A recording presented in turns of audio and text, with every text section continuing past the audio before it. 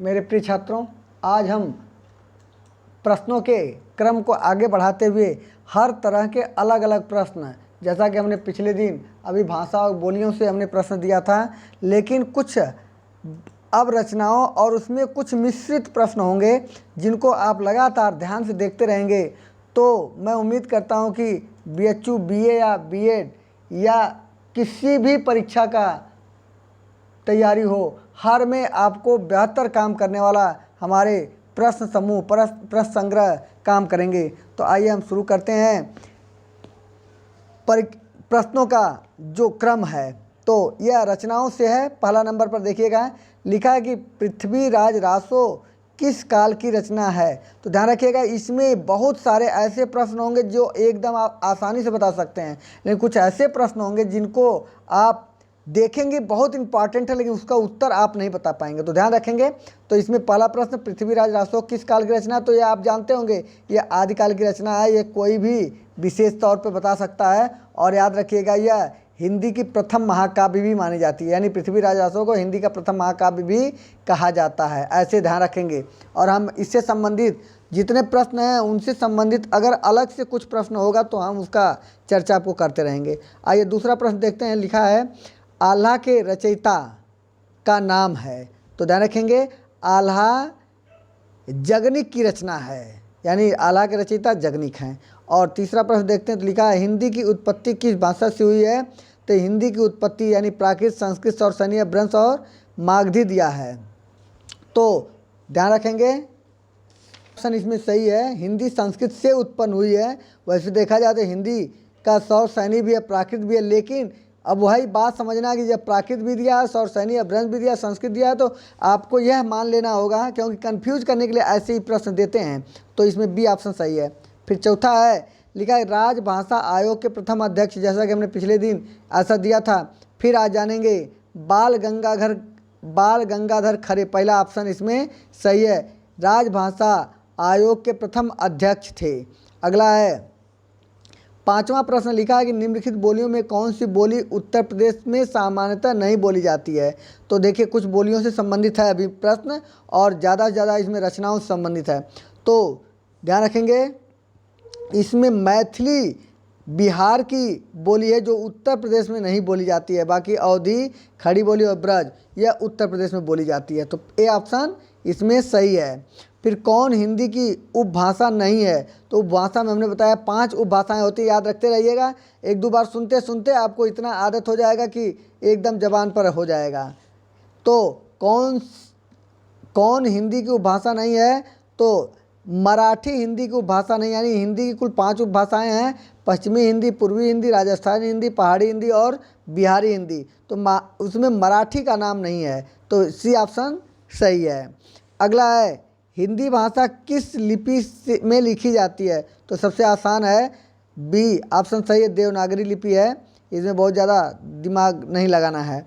भारत की प्रथम देशज भाषा कौन सी थी, कौन सी है। तो भारत की प्रथम देशज भाषा, यानी जो पहले कभी यह बोलचाल में प्रयोग होती थी, जो संस्कृत है। पहला ऑप्शन सही है। और 9वां है, सी ऑप्शन, मतलब 8वां का सी ऑप्शन सही, संस्कृत है। और 9वां, हंस पत्रिका के संस्थापक संपादक थे, यानी संस्थापक और संपादक दोनों थे। वो कौन है। तो प्रेमचंद, यानी मुंशी प्रेमचंद जी, यानी ए ऑप्शन सही है। फिर लिखा है, भारतेंद्र ने किस पत्रिका का संपादन किया। तो यह आसान है, लेकिन हो सकता है कि जिसको आता होगा उसके लिए, जिसको नहीं आता होगा कठिन भी हो सकता है। तो ध्यान रखेंगे, सी ऑप्शन सही है, कवि वचन सुधा। और 11वां है, भारत से आर्य भाषा का आरंभ कब हुआ। यानी भारत से, यानी भारत में ऐसे कह सकते हैं कि आर्य भाषा का आरंभ कब हुआ। तो ध्यान रखेंगे, इसमें 1500 ईसा पूर्व, यानी बी ऑप्शन सही है। फिर लिखा 12वां, पूर्वी हिंदी विकसित हुई है। तो याद रखेंगे, बी ऑप्शन सही है, अर्धमागधी अपभ्रंश से पूर्वी हिंदी का विकास हुआ है, जैसा कि हमने पिछले दिन भी इसको बताया है। और बहुत सारे प्रश्न हम लगातार इस समय, यानी बीएचयू के हिसाब से एकदम प्रश्नों का संग्रह, ये इम्पॉर्टेंट, ये 10 सालों में ये सारे प्रश्न पूछे गए हुए हैं और उन्हीं की हम चर्चा कर रहे हैं। यानी हम साल का नाम नहीं ले रहे हैं, लेकिन 10 सालों का ये इम्पॉर्टेंट एकदम छटा हुआ प्रश्न है, और आप मिलाएंगे तो 10 साल में कोई न कोई इसमें से प्रश्न मिल जाएगा आपको, तो ध्यान से देखते रहिएगा। और 13वां है, मानक हिंदी का आधार क्या है? तो मानक हिंदी का आधार खड़ी बोली, जैसा कि हमने बताया है कि खड़ी बोली को हिंदी भाषा का मानक दर्जा प्राप्त है, तो खड़ी बोली है, ये ऑप्शन सही है। फिर 14वां है, निम्नलिखित में कौन सी बोली राजस्थानी हिंदी के अंतर्गत आती है? तो मेवाती, मारवाड़ी, जयपुरी और मालवी, यह राजस्थानी हिंदी के अंतर्गत है, तो सी ऑप्शन इसमें सही है। फिर लिखा 10वां विश्व हिंदी सम्मेलन भारत के किस शहर में हुआ था? तो ध्यान रखेंगे भोपाल में हुआ था 10वां, और मैं आपको पूरे विश्व हिंदी सम्मेलन का चर्चा कर दे रहा हूँ, ध्यान से सुनिएगा, और किस शहर में कब हुआ था हम पूरे का चर्चा कर रहे हैं। एक तो अभी 10वां की बात चल रही है, 10वां भोपाल में हुआ था, और अब तक कुल 10 ही विश्व हिंदी सम्मेलन हुआ है। तो पहला विश्व हिंदी सम्मेलन नागपुर में हुआ था, और ये अक्सर परीक्षा का प्रश्न है, तो ध्यान रखेंगे यह 10 जनवरी से माने 14 जनवरी के 1975 के बीच चला था। याद रखेंगे पहला विश्व हिंदी सम्मेलन नागपुर भारत में हुआ था, और यह 10 जनवरी से 14 जनवरी तक। दूसरा विश्व हिंदी सम्मेलन मॉरिशस में हुआ था 28 अगस्त से 30 अगस्त 1976। याद रखेंगे 75 में पहला पूछा जाता है कि किस सन में पहला हुआ था, तो 75 से शुरुआत हुआ है और 2015 अंतिम रहा है। फिर तीसरा विश्व हिंदी सम्मेलन दिल्ली में भारत में हुआ था, जो 28 जनवरी से 30 अक्टूबर 1983 में हुआ था। फिर चौथा विश्व हिंदी सम्मेलन मॉरिशस में हुआ था, 2 दिसंबर से 4 दिसंबर 1993 में हुआ था। पांचवा विश्व हिंदी सम्मेलन टोबैगो में हुआ था, जो 4 अप्रैल से 8 अप्रैल 1996 तक चला, 96 में हुआ। और छठा विश्व हिंदी सम्मेलन लंदन ब्रिटेन में हुआ था, जो 14 सितंबर से 18 सितंबर तक 1999 में हुआ। और सातवां विश्व हिंदी सम्मेलन सूरीनाम, जो 5 जून से 9 जून तक चला 2003 में। और आठवां विश्व हिंदी सम्मेलन न्यूयॉर्क अमेरिका में हुआ था, जो 13 जुलाई से 15 जुलाई 2007 में हुआ। और 9वां विश्व हिंदी सम्मेलन जो जोहान्सबर्ग दक्षिण अफ्रीका में हुआ था, 22 से 24 सितंबर 2012 में। और 10वां विश्व हिंदी सम्मेलन जैसा कि अभी हमने चर्चा किया भोपाल में हुआ था, और 10 सितंबर से 12 सितंबर 2015 तक चला था। ये 10 हिंदी सम्मेलन हुए थे, और आप बहुत ध्यान से समझिएगा और याद कर लीजिएगा। 2-3 बार सुनेंगे याद हो जाएगा, और सुनी हुई चीज़ें जल्दी याद होती हैं पढ़ने की अपेक्षा, तो इसलिए मैं आप लोगों को सुनाने का प्रयास किया है। आगे आते हैं 16वां प्रश्न देखते हैं। 16वां प्रश्न में लिखा है कि हिंदी के अतिरिक्त कौन सी भाषा देवनागरी लिपि में लिखी जाती है? तो ध्यान रखेंगे देवनागरी लिपि में कुल 4 भाषाओं का प्रयोग देवनागरी लिपि में होता है। ध्यान रखेंगे कौन कौन है? तो हिंदी है, नेपाली है, मराठी है और संस्कृत है। ये चारों भाषाएं देवनागरी लिपि में लिखी जाती हैं, और अक्सर ये परीक्षा में 2 साल पहले इसको पूछा था बीएचयू में, और यही प्रश्न इम्पॉर्टेंट, ऐसे ही प्रश्न इम्पॉर्टेंट हैं। याद रखेंगे 17वां पश्चिमी हिंदी के अंतर्गत, तो ए ऑप्शन 16 का ए ऑप्शन सही है, समझ में आया होगा। नेपाली हिंदी की देवनागरी लिपि में लिखी जाती है, यानी वो एक बोली भी है। नेपाली भाषा नेपाल की भाषा है, और हमारे भारत की एक बोली के रूप में बोली जाती है। पहाड़ी क्षेत्र में यह बोली है, यानी हिमाचल प्रदेश कुमाऊं के क्षेत्र में, हिमाचल प्रदेश क्षेत्र में यह बोली बोली जाती है। अगला 17वां है पश्चिमी हिंदी के अंतर्गत कौन सी बोली आती है? ध्यान रखेंगे तो 5 बोलियां हैं पश्चिमी हिंदी में, जिसमें कन्नौजी ए ऑप्शन सही है पश्चिमी हिंदी की बोली। बाकी तो हमने कई बार चर्चा कर चुका है, अब आगे आप लोगों का ध्यान दे करके याद करने की ज़रूरत है। 18वां है सितारे हिंद किस लेखक का उपनाम था? तो ध्यान रखेंगे राजा शिव प्रसाद सितारे हिंद कहा जाता है, इसमें बी ऑप्शन सही है। और 19 नंबर देखते हैं, तो लिखा है हिंदी के सर्वप्रथम प्रकाशित पत्र का नाम तो सभी लोग जानते होंगे, उदंत मार्तंड। जैसा कि हमने इसे पिछले मैंने कई बार इसमें हमने बता चुके हैं, तो याद रखेंगे किशोरीलाल शुक्ल इनके माने रचनाकार हैं।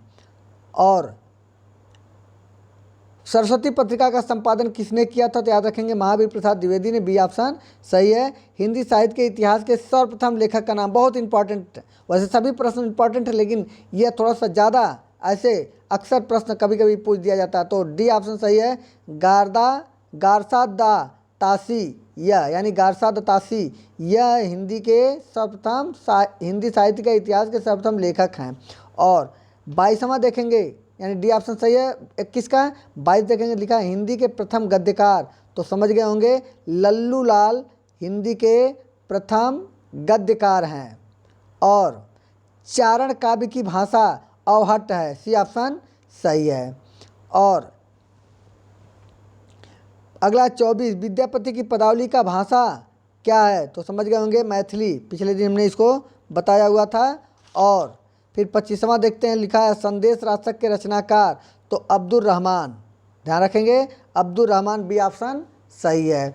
और 26वां देखेंगे मृगावती के रचनाकार, तो डी ऑप्शन सही है, कुतुबन। और 27वां है रानी केतकी की कहानी के रचनाकार, तो ईसा अल्लाह खां, डी ऑप्शन सही है। और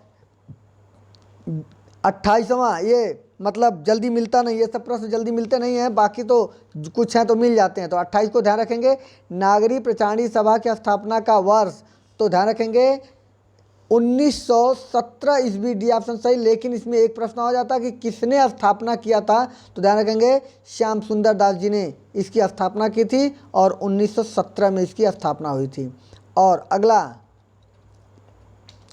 29वां है संविधान सभा में हिंदी को राजभाषा बनाने का प्रस्ताव किसने रखा, यह बहुत ही इंपॉर्टेंट है, याद रखेंगे डी ऑप्शन सही है, गोपाल स्वामी अयंगर, यह हिंदी को राजभाषा का सुझाव दिए थे।